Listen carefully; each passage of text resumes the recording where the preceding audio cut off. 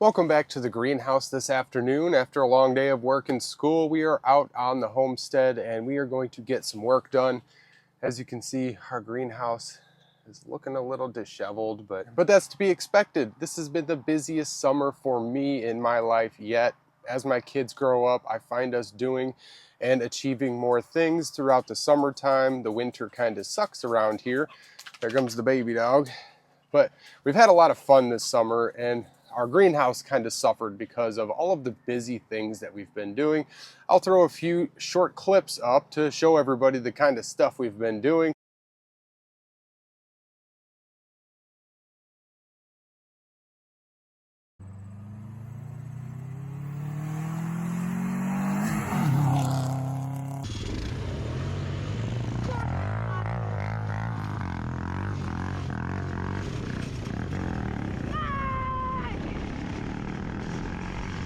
So with that said, today we're going to be getting ready for winter. We're going to be healing in some crops. We're going to work on this side of the greenhouse that has our tables. We're going to take them down, amend the beds up, get it ready to store all of these crops I have on the table here, just leftover farmers market crops and market crops that will be viable next season. So we've got a lot of lavender, we've got a whole bunch of cone flowers, a bunch of sage, white sage, garden sage, yarrows, we've got eastern prickly cactuses. This thing's pretty cool. We've got a ton of these. This is just one that I'm going to put out here because the rodents really like those things. So I got to keep them in tall pots so the rodents can't reach them because it draws the rodents in. They like to eat those prickly cactuses because they're edible for us too. So there's a lot of stuff, rosemary, onions, everything out of our aquaponics bin. We've got a ton of elderberries down here, cuttings that are going in. So today we're going to make a very simple DIY rooting and heal-in bed. So we're going to be able to store these plants all winter. And you may say, well, why don't you just put those perennial plants outside? We're going to have a much better success rate and a lot more early access to them being in the greenhouse. We're going to be able to pot them up, transplant them, get them ready for the next spring, next May. So being outside, they're going to stay dormant a lot longer than in the greenhouse. They may not even fully hit dormancy and they'll just spring right back to life. So some of these need dormancy, some of them do not. We're going to put cuttings in the ground. We're going to do a whole bunch of different stuff, but I have a ton of work to do. So I'm going to throw this on fast forward, get these tables out of here. If that stuff sounds interesting, please consider subscribing. Let's get going.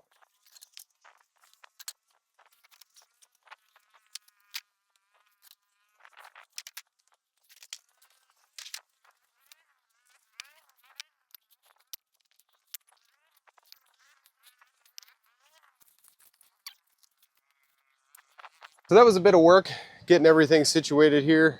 We got it all outside and we've got all these beds. You can hear my kids just out there ripping. So all the weeds and everything we've been throwing right into the little compost ring right there. Start some hot compost to throw right in the middle of our large compost heater once we get it rolling. So we've got about 3 weeks left at the farmer's market here. So whatever plants I don't think we're going to sell, we've got plenty to go to the market still. I just want to start healing these in so I can start working on this side of the greenhouse after this is all situated and I can move some things around, get all the tarps pulled up, and we can start planting everything as we're into September here. So lots of work to do around the homestead. You can hear my kids just ripping on their dirt bikes, go-karts and stuff. They're always having fun.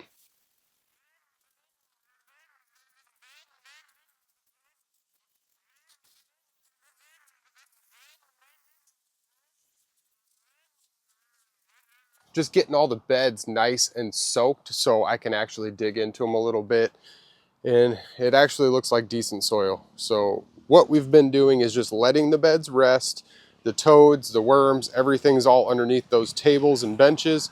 And we've got decent soil in here. It's still pretty dry up underneath, but you can see all of the vermaculite and perlites from what we've been doing year over year. So we've got all of this old potting soil and lots more to go. You can see we just rip the plants out, compost the plant, keep the root base, throw all the roots, everything right up in here. And these have been sitting for a little while. Some of them are dry, some of them are kind of damp. So we save all of that soil, mix it with compost. We've got a little bit of compost in the bottom of here.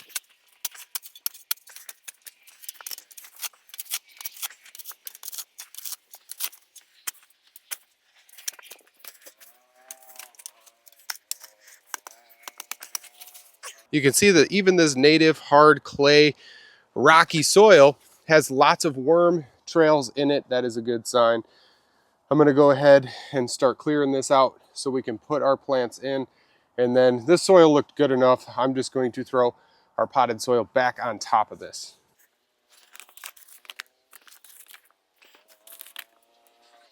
Next thing I want to throw in is our white and garden sage here. I want to keep all of this for the winter, and it will go dormant. It will survive the winter outside, no problem, but I want to be able to propagate from it in here, take cuttings, and grow more for earlier in the spring than we would normally be able to access it.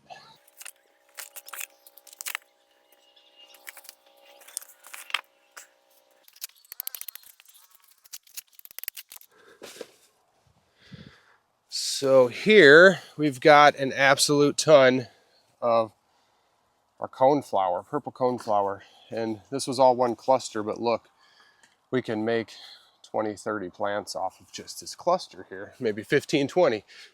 We're just gonna line these right up just like this. And we've got an absolute ton to put in here.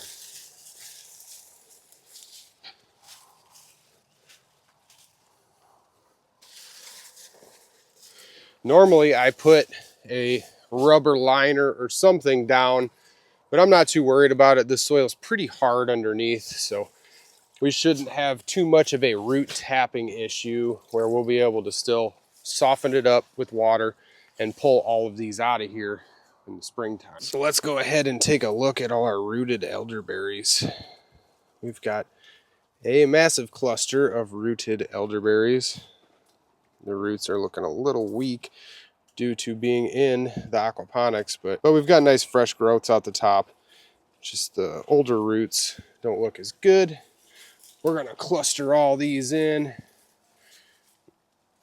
right over here and just heel them in the best that we can. Break up a bunch of native soil, kind of separate between the two. And then we'll come in with all of our rich potting soil and just layer it in heavy, burying everything in good.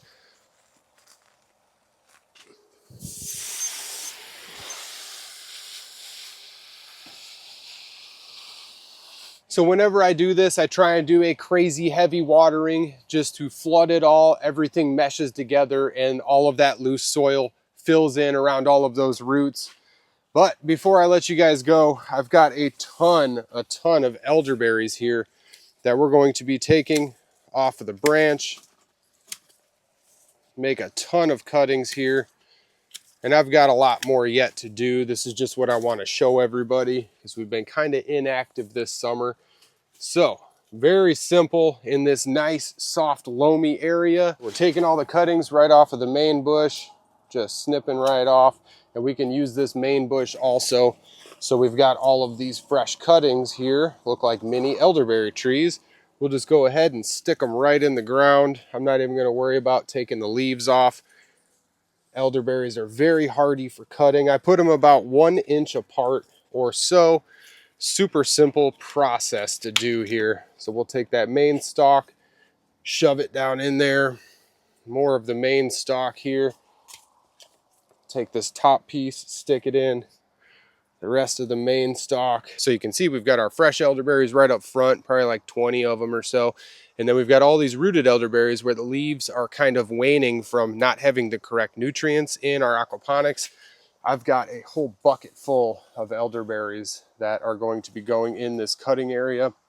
I just wanted to come through and show everybody the process of how I'm doing this. So I leave myself a little room down here so we can plant some crops to eat through the winter, and then this will just be easy access to those. And as we move, we'll just keep digging all of this out and pushing the soil down. So this whole process will just keep stepping all the way down till we end up taking the other table out of here. So I hope everybody found this useful. I got myself an Asian pear here. These things are absolutely delicious. I'm about to have a snack and then continue working. So we do this process and dedicate an area of our greenhouse just to healing things in and preventing the winter temperatures from killing them. So small starts and cuttings and things like that that are weaker than a well-established 5-year-old plant that's been perennial. Every year it comes back. When those polar vortexes come, which they seem to come every single winter now for at least 2 weeks, we have like -40 degrees Fahrenheit, -40 C, they're the same. So with those temperatures, I want to be able to have access to all of these plants, herbs, medicines, and early propagations so I can get myself in gear for our market season.